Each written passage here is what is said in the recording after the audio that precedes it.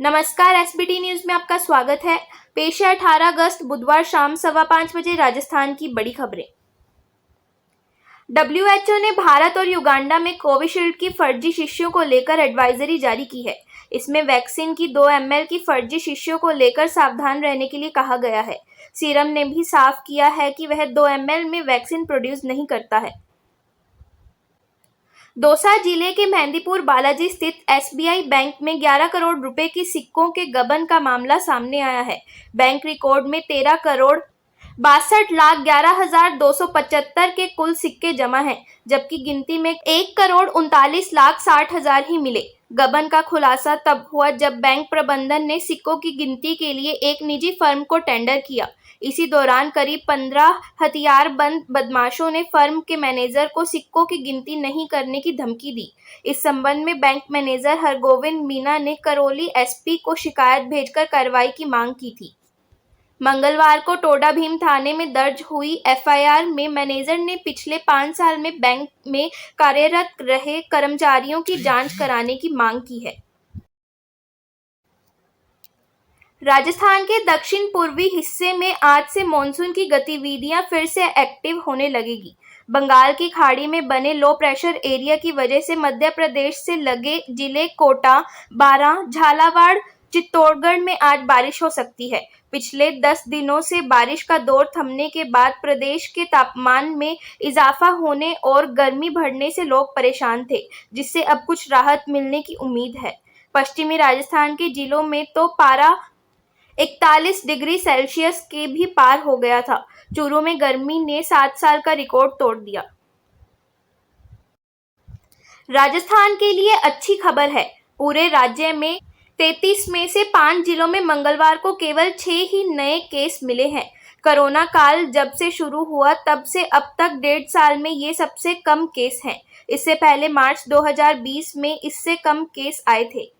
तब राज्य में कोरोना के नए केस आने की शुरुआत ही हुई थी। वहीं पूरे देश से राज्य की तुलना करें तो यह चंडीगढ़ और लक्षद्वीप के बाद सबसे कम केस वाला राज्य रहा।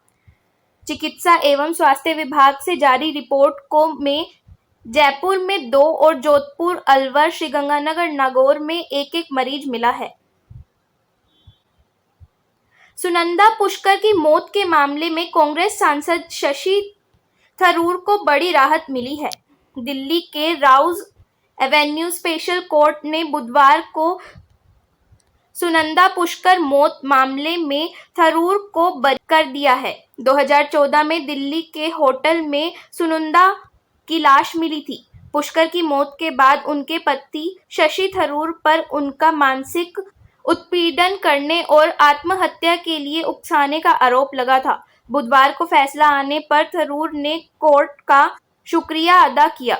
उन्होंने कहा, मैं पिछले 7 साल से दर्द और यातनाएं झेल रहा था। राजस्थान में जिन अभ्यर्थियों के कोविड के दौरान माता-पिता या महिला अभ्यर्थियों के पति की मौत हुई है, उन्हें सरकार ने कॉलेज में प्रवेश के दौरान राहत दी है।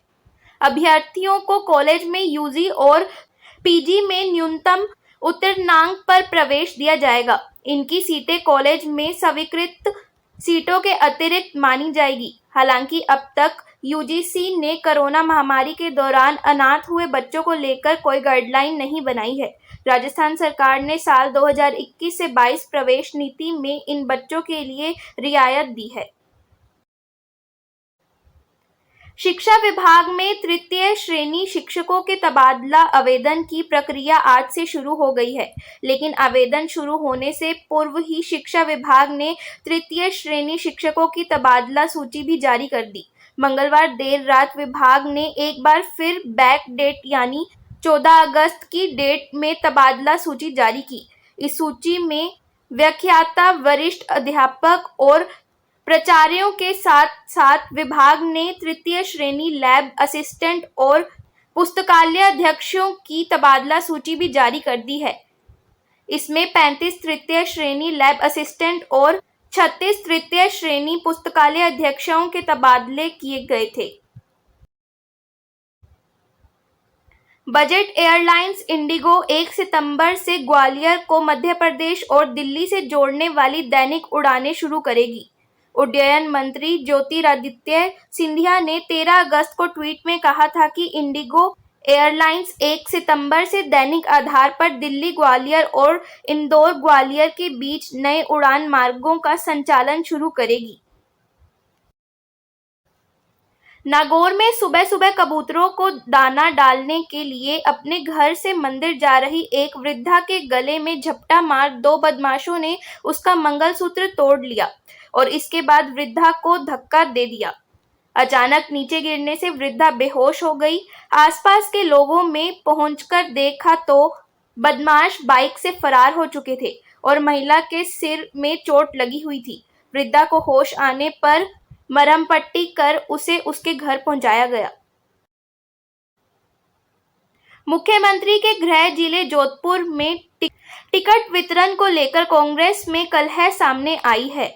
गहलोत के नजदीकी नेता और पाली से पूर्व सांसद बद्री जाखड़ ने जोधपुर प्रभारी रामलाल जाट पर टिकटों में पक्षपात करने का आरोप लगाया है। उन्होंने कहा कि रामलाल जाट ने नहीं जीतने वालों को उम्मीदवार बनाने और गलत ढंग से टिकट वितरण किया है। उधर प्रभारी रामलाल जाट ने आरोपों को पूरी तरह गलत बताया है।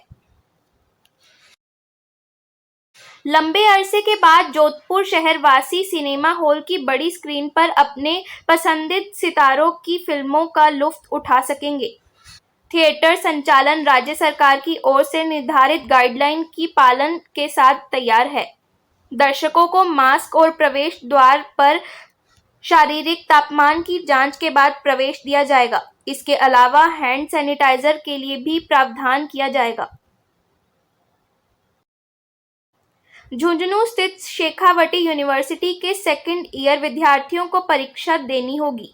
इसके लिए यूनिवर्सिटी ने न केवल समय तय कर दिया है बल्कि टाइम टेबल भी जारी कर दिया है। कोरोना के बढ़ते प्रभाव के कारण यूनिवर्सिटी ने सेकेंड ईयर के विद्यार्थियों को अस्थायी रूप से प्रमोट किया था, लेकिन अब यूनिवर्सिटी ने परीक्षा करवाने का फैसला लेते हुए सारी तैयारियां पूरी कर ली है।